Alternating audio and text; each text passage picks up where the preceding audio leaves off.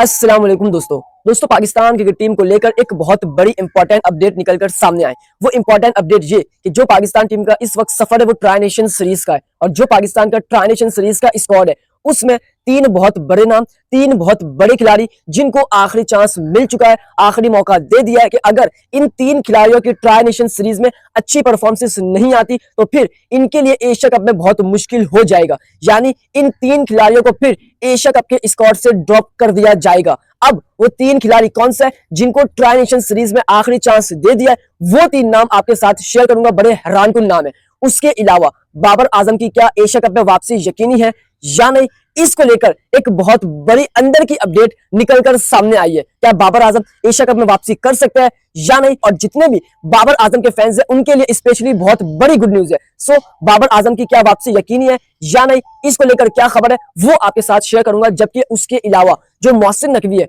उन्होंने पाकिस्तान की वनडे और टेस्ट की कप्तानी को लेकर एक बड़ा फैसला किया है। क्या कप्तानी चेंज होने जा रही है, यानी अगर होने जा रही है तो किस फॉर्मेट की होने जा रही है, इसको लेकर मोहसिन नकवी ने एक बड़ा फैसला किया है। सो वो भी आपके साथ शेयर करूंगा इसी वीडियो के अंदर। मगर आप तमाम फैंस से रिक्वेस्ट है कि आप तमाम फैंस इस वीडियो को एंड तक देखना ताकि आपको बाबर आजम की वापसी पर बड़ी अपडेट के बारे में मालूम पड़ सके, इसलिए वीडियो को एंड तक देखना। लेकिन उससे पहले मेरी आप तमाम फैंस से छोटी सी रिक्वेस्ट है कि आप तमाम फैंस इस वीडियो को लाइक, इस चैनल को सब्सक्राइब और बेल आइकन पर लाजमी क्लिक करें। दोस्तों सबसे पहले मेरा आपके लिए छोटा सा और सिंपल सा सवाल है। वो सवाल ये कि आपके ख्याल में ट्राई नेशन सीरीज के स्क्वाड में वो कौन सा एक खिलाड़ी है जिसको ड्रॉप करना चाहिए और उसकी जगह किसकी वापसी होनी चाहिए, वो आप कमेंट बॉक्स में लाजमी शेयर करें और साथ साथ अपने शहरों के नाम भी हमारे साथ कमेंट बॉक्स में लाजमी शेयर करें ताकि हमें मालूम पड़ सके कि आखिर हमें कहां से सपोर्ट किया जा रहा है। अब बात करते हैं सबसे पहले कि जो पाकिस्तान क्रिकेट बोर्ड के चेयरमैन मोहसिन नकवी है उन्होंने पाकिस्तान की वनडे और टेस्ट की कप्तानी को लेकर एक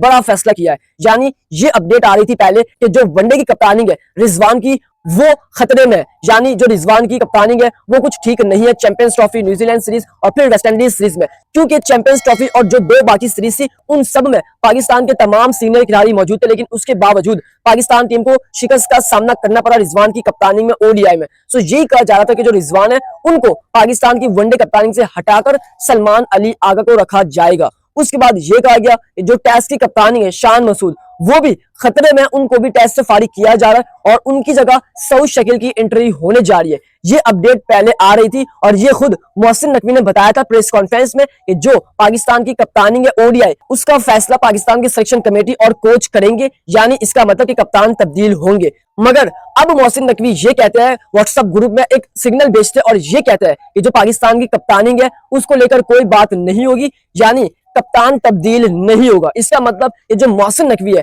आग भी पहले खुद लगाता है और फिर पानी से भी खुद वो आग को बुझाता है, सीधा मतलब यही है। यानी वो सोशल मीडिया पर पहले खबरें फैलाता है कि कप्तानी चेंज हो रही है, फिर उसके बाद कहते हैं कप्तान चेंज नहीं होगा।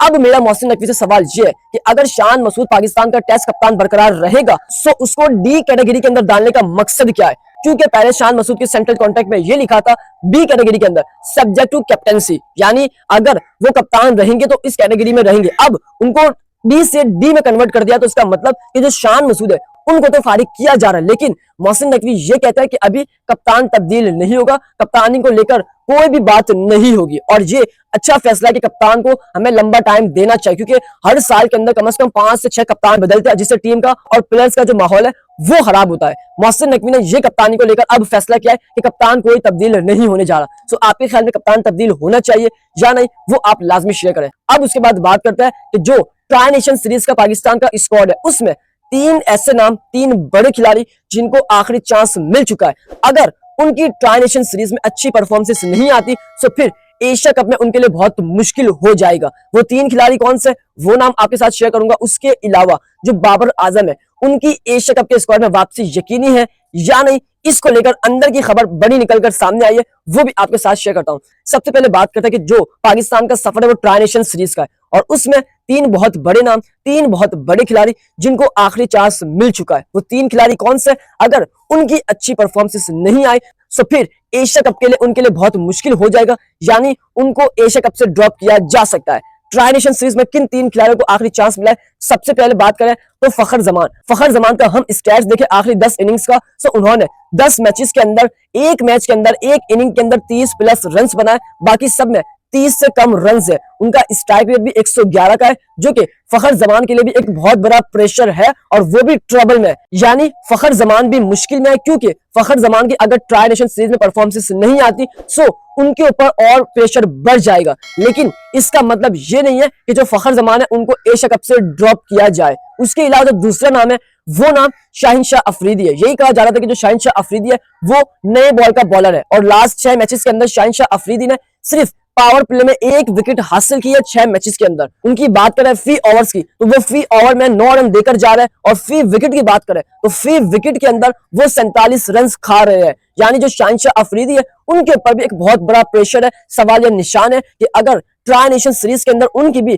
परफॉर्मेंस नहीं आती सो उनके लिए भी बहुत मुश्किलात पैदा हो सकती है। उसके बाद जो मोहम्मद हारिस विकेट कीपर है, लास्ट 6 मैचेस के अंदर उनका स्टैट्स देखा तो सिर्फ 21 रन बनाए, बेस्ट स्कोर 6। यानी जो आखिरी 2 सीरीजें गुजरी उसमें मोहम्मद हारिस बुरी तरह से फैल गए। सो मोहम्मद हारिस पर भी सवाल निशान है और उन पर भी प्रेशर है। अगर ट्राई नेशन सीरीज के अंदर उनकी भी परफॉर्मेंस नहीं आती सो उनके लिए भी बहुत मुश्किलात पैदा हो सकती है। फिर जो असल नाम है वो नाम फहीम अशरफ है। यानी फहीम अशरफ की अगर ट्राई नेशन सीरीज में परफॉर्मेंस नहीं आती सो फिर उनको एशिया कप के स्क्वाड से ड्रॉप किया जा सकता है, क्योंकि फहीम अशरफ ने आखिरी के 9 मैचेस में सिर्फ 97 रन बनाए और सिर्फ 6 विकेट्स लिए।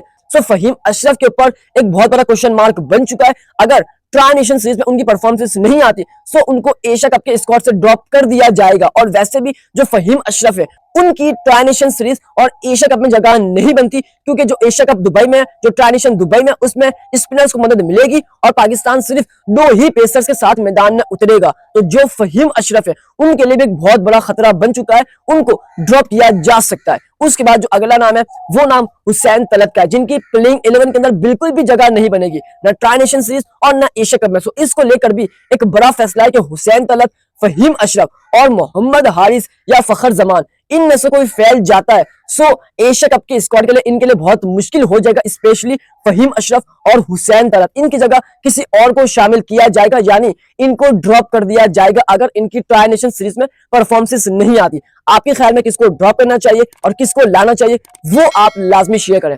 अब बात करते हैं उसके बाद जो बाबर आजम है, क्या उनकी एशिया कप में वापसी यकीनी है या नहीं? वो एशिया कप में वापसी अब आ सकते हैं या नहीं? इसको लेकर एक बहुत बड़ी खबर है, अंदर की खबर। दोस्तों याद होगा मैंने आपको कहा था कि पाकिस्तान का अगर top order tri nation series में फैल जाता है सो बाबर आजम की वापसी यकीनी होगी। लेकिन अब जो शोएब अख्तर और राशिद लतीफ है उन्होंने बड़ा दावा कर दिया। उन्होंने ये कहा कि अगर पाकिस्तान का फखर जमान या मोहम्मद हारिस या फिर हुसैन तलत या फहीम अशरफ इनमें से कोई फैल जाता या किसी को मौका नहीं मिलता सो उस सूरत में बाबर आजम आपको वापसी कमबैक करते हुए नजर आ रहा है। यानी राशिद लतीफ ने यह कह दिया कि एशिया कप के स्क्वाड में आपको बाबर आजम वापसी कमबैक करते हुए नजर आएंगे। ये देख लेना, क्योंकि राशिद लतीफ अंदर की खबरें देते हैं और राशिद लतीफ ने यह पैगाम भिजवाया कि जो बाबर आजम है वो वापसी कमबैक कर रहा है एशिया कप के स्क्वाड में। और मैंने भी कहा था कि अगर ट्राई नेशन सीरीज में पाकिस्तान का टॉप ऑर्डर फैल जाता है या हुसैन तलत फैल जाता है सो उस सूरत में बाबर आजम की वापसी यकीनी है। और अगर बाबर आजम का जो है टॉप ऑर्डर फैल नहीं जाता और हुसैन तलत को मौका नहीं मिलता सो फिर उस सूरत में भी बाबर आजम की वापसी यकीनी हो सकती है। और मैं यही कहूंगा कि हुसैन तलत को आप सीधा ड्रॉप करके बाबर आजम का कमबैक करवाए, क्योंकि हुसैन तलत वैसे भी पाकिस्तान की प्लेइंग 11 का हिस्सा नहीं बनेंगे। वो सिर्फ प्रैक्टिस करने के लिए गए, वहां पर उनकी जगह नहीं बनेगी, ये मैं अब भी कह रहा हूं। सो इसलिए हुसैन तलत की जगह बाबर आजम को शामिल कर ले सो पाकिस्तान टीम के लिए बहुत बेहतर होगा। लेकिन राशिद लतीफ और शोएब अख्तर का बड़ा दावा है कि बाबर आजम वापसी कमबैक करेंगे एशिया कप में। अब आपके ख्याल में बाबर आजम वापसी करेंगे या नहीं, वापसी आना चाहिए या नहीं, इस बारे में आपने अपनी राय लाजमी शेयर करनी है। जाते जाते सब्सक्राइब करें, इस वीडियो को लाइक करें, प्यारे से कमेंट करें। उम्मीद करता हूं कि आपको मेरा आज का व्लॉग काफी पसंद आया होगा।